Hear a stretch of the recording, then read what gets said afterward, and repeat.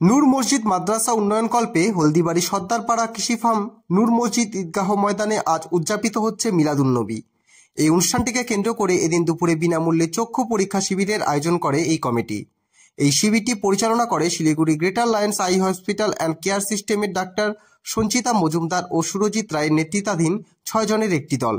এলাকার প্রায় 200 জন মানুষ এই চক্ষু পরীক্ষা শিবিরে তাদের চক্ষু পরীক্ষা করান।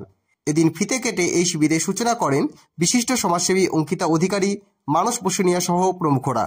এছাড়াও মিলাদুন্নবী উদযাপন উপলক্ষে দূর দূরান্ত থেকে এদিন বক্তারা উপস্থিত হয়ে তাদের মূল্যবান বক্তব্যের মধ্য দিয়ে এই অনুষ্ঠানটিকে সাফল্যমণ্ডিত করে তোলেন। আজকে আমাদের মিলাদুন্নবী উপলক্ষে এখানে সকাল 10টা থেকে 3টা পর্যন্ত ছিল চক্ষু চিকিৎসা কেন্দ্র বিনামূল্যে। সেক্ষেত্রে আমাদের পরিপূর্ণভাবেই হয়েছে সেটা। আর আমাদের 2 জন বক্তা ছিল, একজন ফালাকাটা থেকে আগত জামে মসজিদের ইমাম, আরেকজন ছিলেন ঝাড়খণ্ড থেকে আগত নাজমে আলম। আপনার নাম বক্তা? আমার নাম জিয়ারুল ইসলাম। আপনারা দেখছেন নর্থ বেঙ্গল সমাচার, উত্তরের বার্তা, সত্যের পথে।